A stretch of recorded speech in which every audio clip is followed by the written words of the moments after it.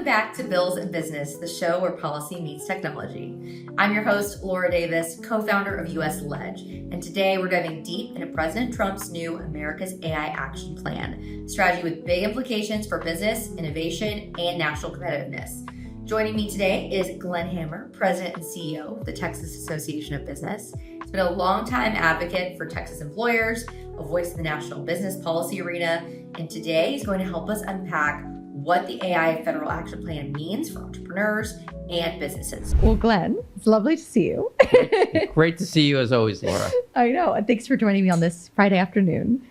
It's been a Right week. before Labor Day, always an honor to be on your podcast. You're doing a great job. Thank you so much. Well, something I'm really excited to talk to you about is the AI Action Plan that President Trump has revealed. And I'm going to say I have not read it all.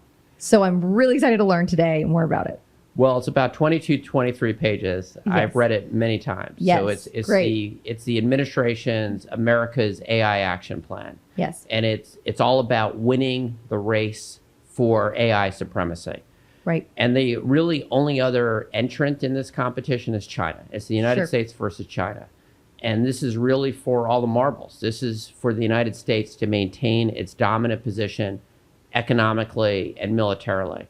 And Laura, I've read a lot of stuff I've worked on Capitol Hill for 10 years, in West Texas, really West Texas, I call that Arizona, and now Texas for about 5 years. Yeah. This is one of the best government blueprints I've ever seen, probably the best blueprint on the federal level. Okay. David Sachs, who is the White House's AI and crypto czar, and he has another hat as well within the administration, and a very prominent venture capitalist, a great business person, also part of the All In podcast, which I listen to religiously. He's really the one that helped direct traffic on this plan. I would love if you could kind of break it down. And I know the sentiment of it was very bullish on AI, bullish on US. Obviously, you've nailed that. Can you break down kind of the segments of it, other than that, and how the US plans to achieve that? Yeah, and if you also just zoom out a little bit, what's going on with AI is the biggest thing far and away in our lifetimes in terms of technology advancement. I mean, it's much bigger than the internet, and it's expanding and going forward very, very rapidly. So, China, for example, is putting a lot of resources into developing its AI technology. So the administration's AI action plan is broken down into 3 pillars. One is to accelerate the deployment of AI in the United States. The second is to build the necessary infrastructure for us to successfully enter the age of AI. And specifically, there's really 2 things underneath that. It's to make sure we have the energy supplies necessary, because AI requires so much more energy than, say, regular searches and things like that. It's a huge part of the equation. And then to make sure that we have a workforce that is ready to succeed, because everything really is changing. So, without a properly trained workforce, we're not going to get very far. Yep. And the third part, and this is a part that really excites me, because it sometimes isn't something that is focused on enough. But for Texas, I'll explain why this is important. The third pillar is making sure that the world adopts the US AI tech stack. So when you think about Texas, for example, we're the #1 exporter of semiconductors. We've have incredible facilities already with and companies like Samsung, like Texas Instruments, like AMD, and now others, Apple, NVIDIA, that at least design chips are also quickly scaling up in Texas. So those are the 3 pillars. Let's accelerate AI. And part of what that means, Laura, is don't put roadblocks. Right. Don't regulate AI in a way that we can't develop it. And a quick point there that I think is important. There were so the administration rolls this out. It was the All In podcast gentlemen were the leads on this in DC in July, so pretty recently.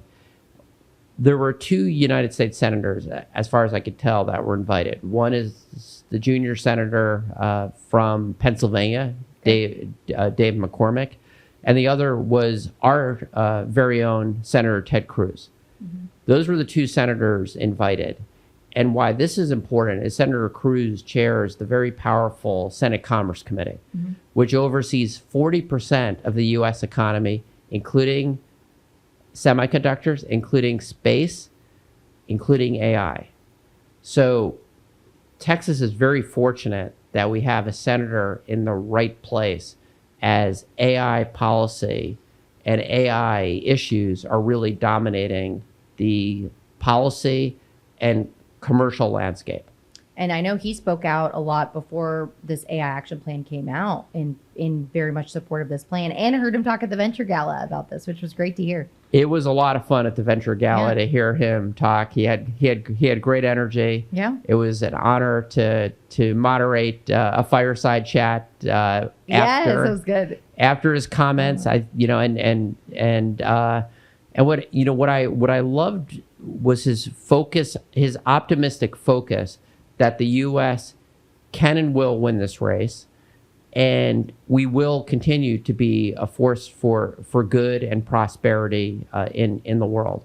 Because, Lauren, when you break down the age of AI, it's important to think of this as what are the problems that could be solved. Mm-hmm. And let's take the healthcare sector.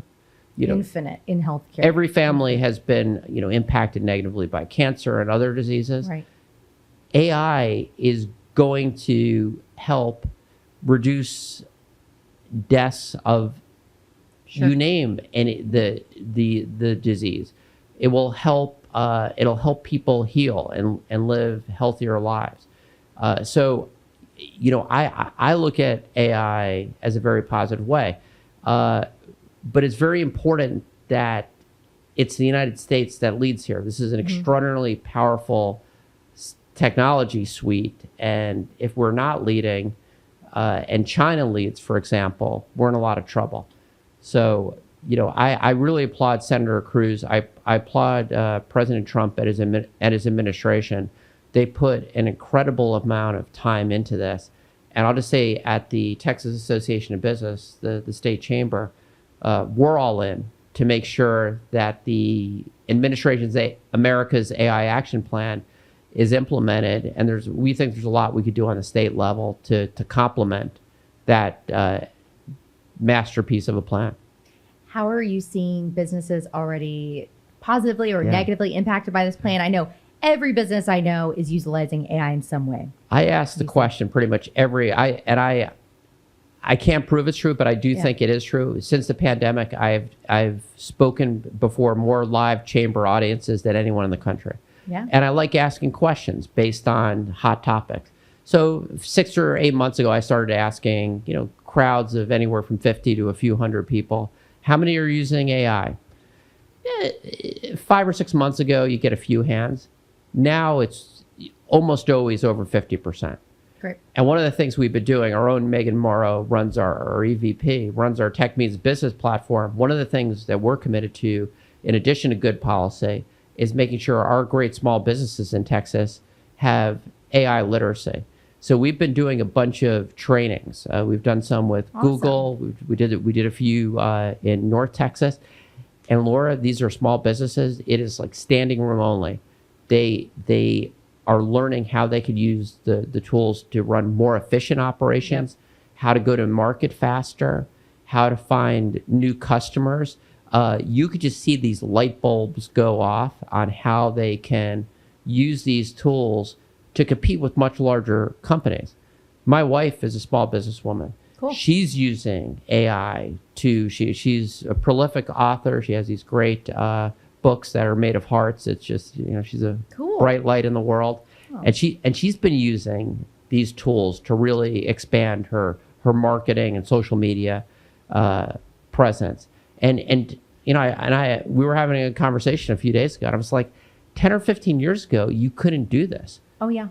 But now you can. You can do things at scale. I mean, I'm intrigued how you're utilizing AI because of it's being like a forever student because of this. And you have to be, because it's constantly evolving and there's new things all the time. So every bit of, once a month or so, I will go in and look at some new tools, and we'll do a little bit of research too, just to see, hey, what's a new tool out there that I can use to solve this issue that I'm running into, or how can I make this go faster or do more of what I'm doing that's hitting.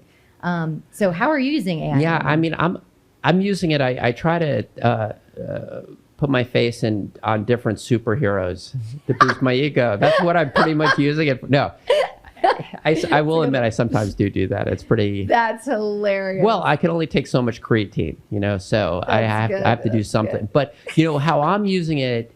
Let's take trade for example. Mm-hmm. Trump administration wants to raise revenue off of tariffs. They're using it more aggressively than any administration. We've talked about trade in the past. Sure. So what I'll sometimes do, I'll go on ChatGPT or Grok or Gemini, Perplexity. I'll use a bunch of different tools, and I'll throw different scenarios. How can we protect tariff-free trade in North America, but raise a certain amount of revenue? So I'll work with these different AI tools just sort of the way I might in the past when I was an intern do research, or have had someone more junior level do some research. It's very, very powerful. Like ideate with it a little. And That's cool. And so I found it to be really very, very effective. How do you think we can make sure all states really get into this federal plan and don't get behind? Because I think it's, DC is one thing, but getting every state on board is going to be another. One of the things Senator Cruz and some others are working on is making sure that, and the Trump administration, that when the federal government is distributing money, whether it's for technology or things that are sort of in this AI technology space, to reward those states that are accelerating and innovating. Like, for example, Texas, did pass an AI bill that has something called the regulatory sandbox. And what that really does, and there's a few other states, like I believe Utah, that has done the same, is it allows smaller companies, startups, to experiment without being subject to a whole suite of regulations. Sure. This is really what we want. And Laura, one of the things I want to emphasize here is on the small business side, the venture side. It's one of the things that China is doing, and they're doing pretty well. I haven't been to China in a while. I used to actually get a lot of suits there. But is you have a lot of small businesses, a lot of startups that are blooming and doing some very interesting, novel things. We have some great companies that are certainly doing the same thing on the smaller scale. But I would say in the United States, it might be a little bit more dominated by larger companies. Sure. We have an incredible small business administrator in Kelly Loeffler. The number 2 person there, the deputy, is Bill Briggs. He's a Texan, loves Texas. And part of the AI action plan incorporates in the SBA to look at ways that they can help small businesses in this area. And there's even, I believe, a component to help our small businesses export different technologies associated with AI. So, when I say that this plan on the administration side had a lot of bases covered, I've maybe I need another hobby. Yeah. But I've read it, reread it, and it has about 90 different actionable items on the federal level. But a lot of these items, like on workforce, for example, will require the states. For example, we will need to, in my opinion, amend our career and technical education. Totally. Yeah, and to also, and I think this is an important point, to be much more skills based. And why? Because to have AI operate, it requires huge data centers and a lot more energy and a lot more infrastructure.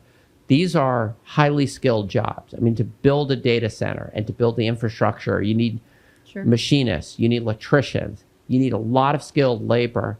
And we need to make sure that in Texas, for sure, and really across the country, that our educational system is meeting the moment in the age of AI. And it's huge. So it's training the people currently. I love what you're doing with small businesses and training them, because I know it's a lot. There's new things all the time. You've met Kush on our team. He leads a webinar for He's awesome. Our customers to help train them on how to prompt engineer and how to actually utilize our tool and others for utilizing it for government relations, which is was exciting. The other week we said before the survey, how good of a prompt engineer are you and how good at AI are you?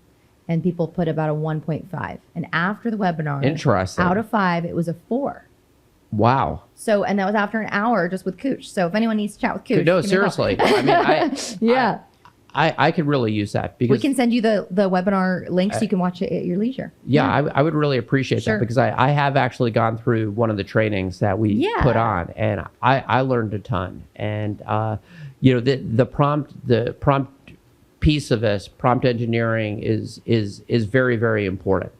And Laura, again, I put myself more as a techno optimist. I mean, I just think that all these tools, and we still have so many issues to solve for humanity, and the AI tools are taking human knowledge and allowing us to use it in a far more effective and efficient way. It can make us technical. We're both non-technical with our skills. We've got a lot of skills, but being technical might not be necessarily one. And what AI allows us to do is, with a phone, I can say, hey, make sure this happens and do this. That's amazing. If anyone has seen me Zoom, yes, I have a long way to go. It's true. And sometimes turning on the computer helps too. So sometimes I know you're like, wait, was it plugged in? Yes. Step 1. You mentioned in the actual business, the AI action plan, workforce development. How does the action plan state that it would help do that across the U.S.? Yeah, so one of the ways is to help direct resources. There's a whole bunch of federal programs that provide assistance to the states. One is, I don't remember exactly what the acronym stands for, WIOA, where the states get very generous workforce dollars from the federal government. So it's making sure that these dollars are directed in a way that we could develop skills. Here in Texas, our 50 community colleges are already working to make sure that their students are getting the skills they need. Our universities, because as you know, the state has a $24 billion surplus, more dollars are going into semiconductors, AI, quantum, than probably any other state. We also passed an education bill in the state of Texas to increase funding, $8.5 billion for K through 12, most funding ever, and some of that is going to go to areas to help students become more AI literate. And Texas State Technical College, there's going to be a big ballot initiative on the ballot in November to make sure that those set of schools have a permanent endowment so that they can teach Texans the skills that they need, the much more, I would say, practical machinist, electrician, nuts and bolts type occupations that literally you need to have a manufacturing economy in the age of AI. How do you think, I don't know if it's best for the legislature to do this or for us to instill this in like the actual teachers in high schools, but what careers will be blossoming? What career, when I was in school, we rarely talked about career readiness. I was also in the UK, so totally different high school experience, right? When you're 14, you have to pick what you're going to do in college if you go to college, right? Which is just, I think, madness, right? I stopped doing math at 14. I still don't know what I'm going to do for a life. I mean, it's almost impossible. But there was no option out there other than everyone knew doctor, lawyer, or go into the trades. What careers there actually are? So what do you think there? One of the, and this is an Austin-based thing, and one of the great Texans of all time, Roy Spence, this is the genius behind Don't Mess with Texas. Okay, I didn't know. And he's also did a lot of the advertising over the years for Whole Foods, Southwest Airlines, a lot of great companies. He started something called the Make It Movement, and it's a marketing effort in the middle schools and early high school years to help teach students, to educate students and parents and teachers and guidance counselors as to all these different occupations are out there that if you get a certain credential and acquire certain skills, you could graduate high school and make $50,000 plus. Awesome. That's really important. And so educating, like, we should not assume that students, teachers, or parents really have a great line of sight as to all these different occupations that are out there, particularly when things are moving so fast. So I do think the marketing piece is an important part of this. Sure. Laura, I should have also mentioned on the energy side, another reason why Texas, I mentioned we're number one in semiconductor exports.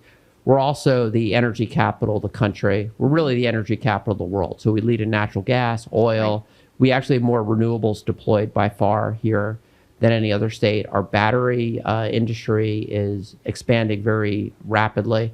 And Governor Abbott and the legislature have made it clear we're going to be the center of the nuclear renaissance, the small modular reactors. So that's an important thing, is that when you look at that infrastructure prong, so I mentioned prong one, we've got the regulatory sandbox that meets what the administration wants to do in terms of innovation. Prong two, when it comes to infrastructure, we're crushing it on workforce. Our workforce is growing, and we're crushing it on energy. When we talk about exports, we're far and away the top export state. We export twice as much as California. We're the top tech exporting state. And, Laura, I have to say that all of these major deals, so since President Trump has been in office 6 or so months, there's been 3 or 4 $500 billion announcements for investment in the United States related to AI. A lot of times it has to do with manufacturing centers or data centers. One was Stargate, centered in Abilene around small modular reactors and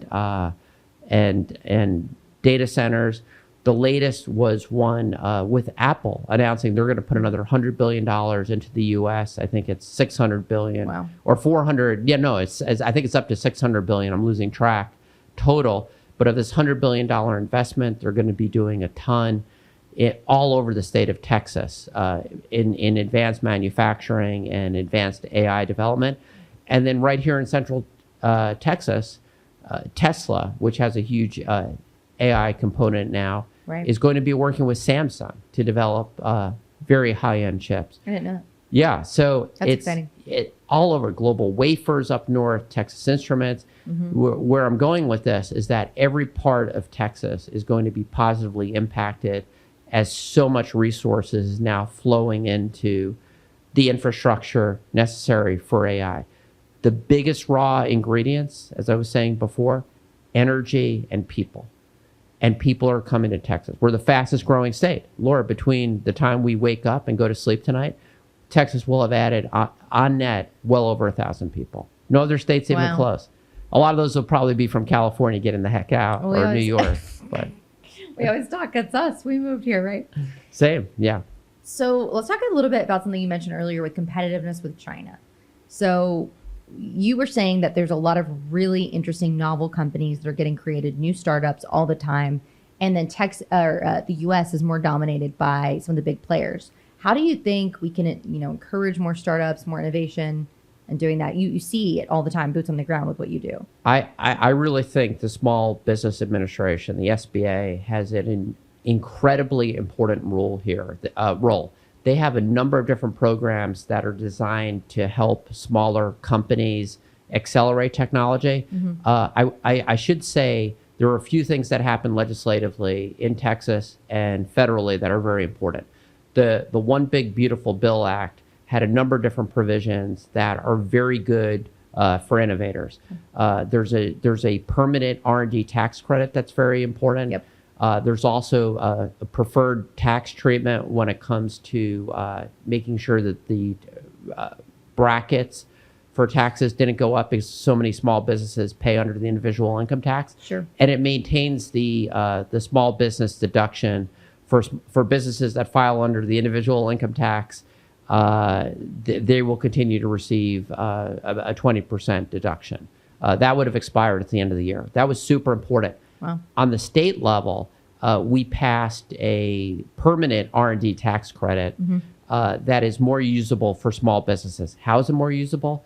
It's based off the franchise tax, and it's made refundable. So even if you have these great innovative companies that maybe they're venture-backed and are attracting a lot of resources, but they're not generating profits, they can still use a very strong state tax credit on R&D.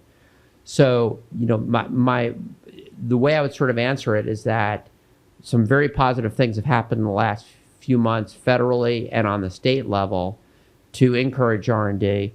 I do believe going forward, the SBA is going to play a huge role in setting up and fine-tuning some of its programs to make sure that small businesses have an incentive to develop cutting-edge technology.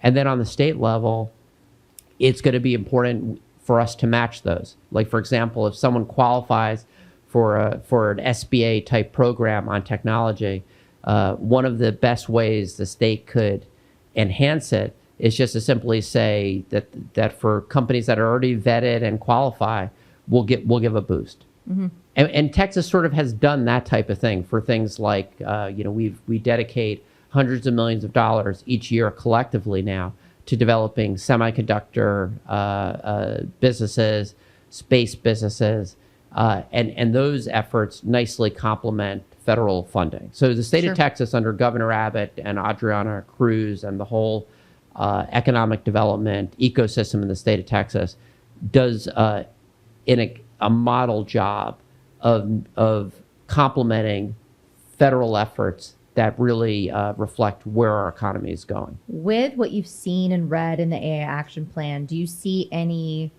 mention of safeguards with AI, right? There's a lot of concern with making sure it's still regulated to an extent and that we don't develop something insane. But then there's that balance. Right? Yeah. We don't want some other country to do that. What do you see in there? It's a great question. What I see is that it does make mention of we obviously don't want to see anything really crazy get out there. Right. So however, we have to be extremely careful that we don't put regulations on the book that stifle innovation that's good for humanity. And Senator Ted Cruz has used this example a number of times, and I think it's super important to understand what the stakes are economically. You go back to the 90s, the mid-1990s, when the internet was becoming a thing. Mm-hmm. The United States took the position, we're going to let the technology develop. We're going to the federal government basically preempted the states from taking regulatory action that would have inhibited the growth of the internet. Okay, well, Europe went in a completely different direction. Europe said, we're just going to regulate. So what's happened, Laura, 30 years later? The U.S. innovates, the EU regulates. Our economy now is 35%, and Senator Cruz has used these numbers, so if I'm wrong, I apologize to our senator. But our economy now in the United States is 30 or 40% larger than the EU. When we, in the 90s, were about the same. So the fact that the United States went down the innovation path, and think of all the great tech companies that started small and are now huge, they're in the United States. Right. There's really not many, if any, giants in the EU. There's a number in China. So that's why on the AI race, it is the United States versus China. Mm-hmm. Europe, and the battle here is getting the rest of the world to adopt the U.S. tech stack. And I'm just going to take a quick detour here. That's why I believe I'm not, we're living in the highest tariff environment on the U.S. than we have in 100 years. No one who is alive in the business world has ever seen this. The administration wants tariffs for a number of reasons. Reindustrialize, raise revenue, because we have a $37 trillion debt, help build American manufacturing. I very strongly believe if we're going to have higher tariffs, we have to provide rich rewards, meaning the best possible U.S.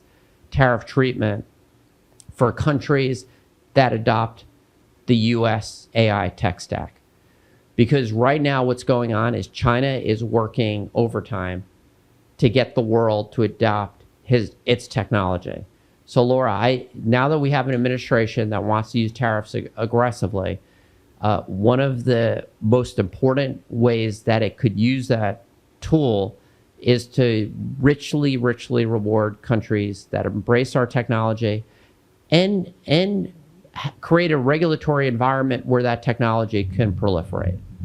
And, you know, I'll say that the country out there that has been the model partner in the entire world is the UAE. Mm-hmm. They have offered a full endorsement of our tech stack. And as important, they're investing, you know, upwards of $1 trillion in the United States and with U.S. companies to develop data centers, energy, and technologies necessary for the U.S. to win the AI race. So I would say the rest of the world, join them. And I'll just quickly say, this is something I've been stressing to our friends north and south, meaning Canada and Mexico. Yeah. There has been obviously some turbulence, I get it, but Canada and Mexico win when the United States wins on AI. Why? Because so much of the energy and jobs, we build stuff together.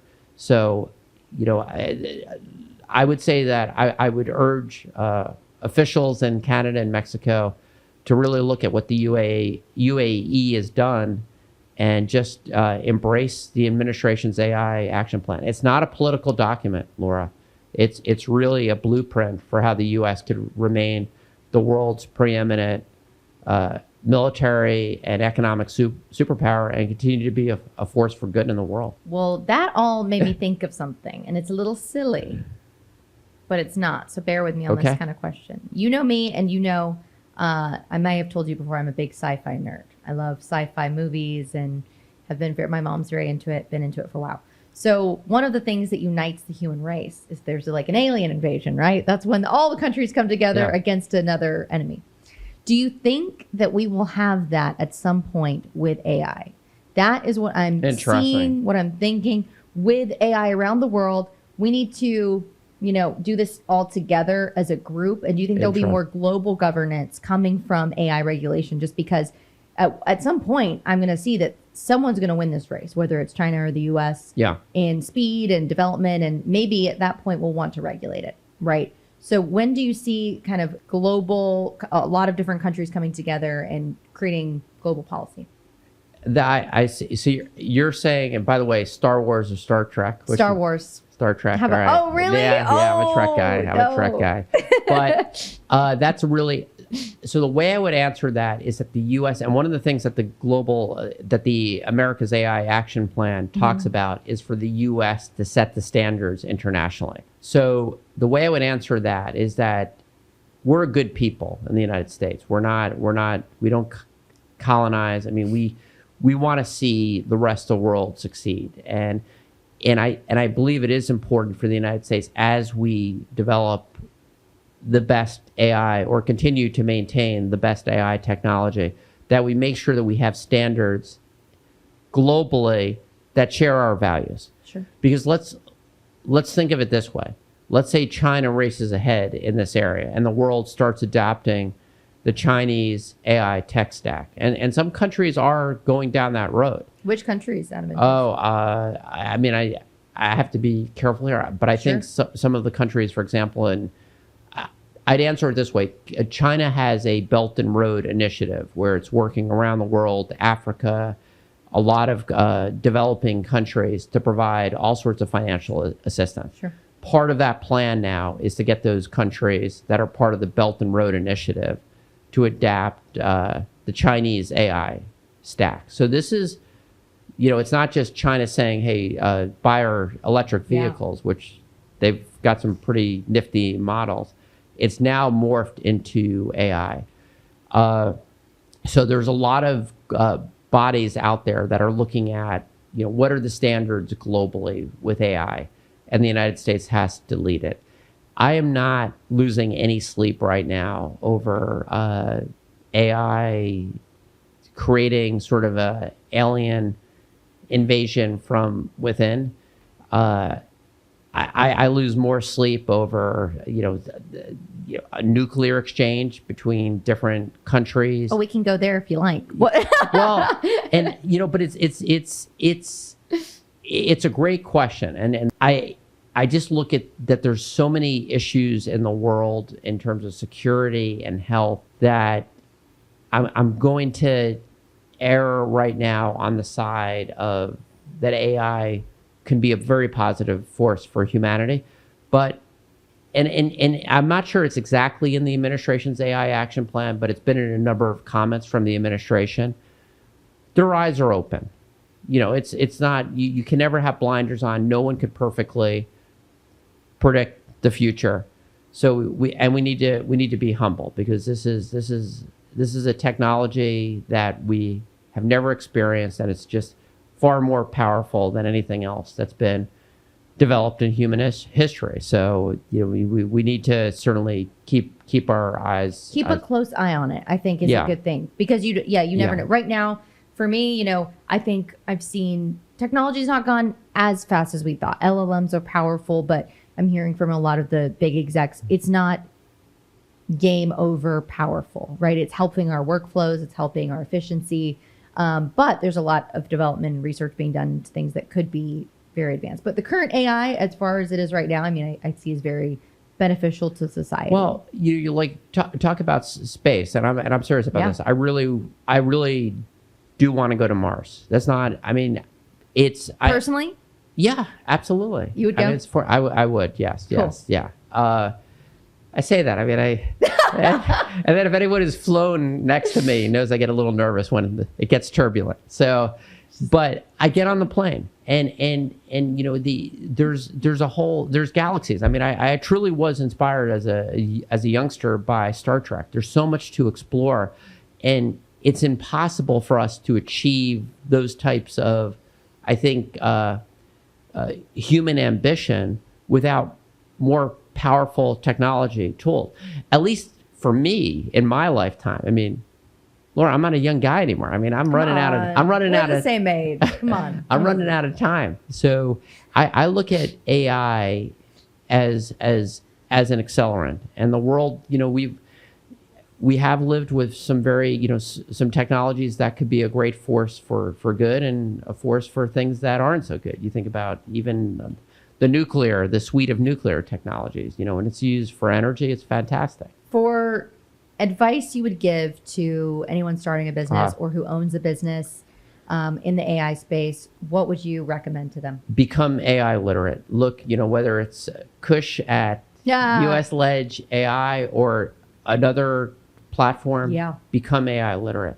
But Laura, I should have said, because AI is so powerful, and people are talking about $1 billion one-person unicorns. We'll see if that happens, but we'll see. But AI is certainly reducing the headcount necessary to reach that $1 billion unicorn valuation.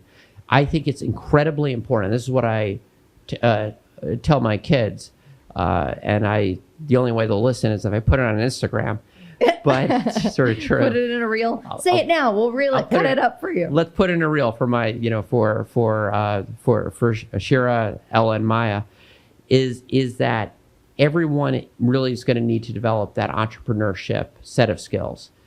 We're all going to need to, in my opinion, be able to operate as small businesses. Mm-hmm. We may have different structures where it's not, corporate structures with 10, 20, 30,000 people. Right. So the sooner our students and our professionals and people who are just sort of entering the workforce have that ability to be small business owners and operators, I think that is a little bit of a hedge against what could be a pretty significant change in how companies hire and develop workers. I totally agree. And even if you look at the technical side of things, we have 10 full-time developers coding away, but they're using AI and building agents that do some of the workflow, so they can go 10 times faster.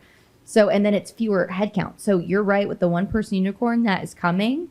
Because, one, they need to be a salesperson, though, if they are. They have to be able to do it. I don't know. Maybe they have the magic of all of it. But there's more you can do now than ever. Laura, one of the things you do extremely well, and your team is built, we're proud to use the tools TexasBusiness AI and USLege AI. They're extremely powerful, and thank you. I'm able to get my testimony. I think I testified 43 times. Yeah, more than out anyone, there. I think. Yes. But one of the things you do exceptionally well as any human being I know, you have the soft skills. You're a warm human being. When you're talking about what you can deliver, what you can offer, you back it up.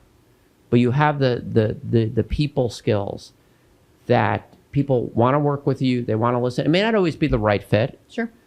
But when it is, a lot of times things might be a right fit at a later point. They will come to you. And why I'm saying this is also for my daughters. If you put this in a reel, is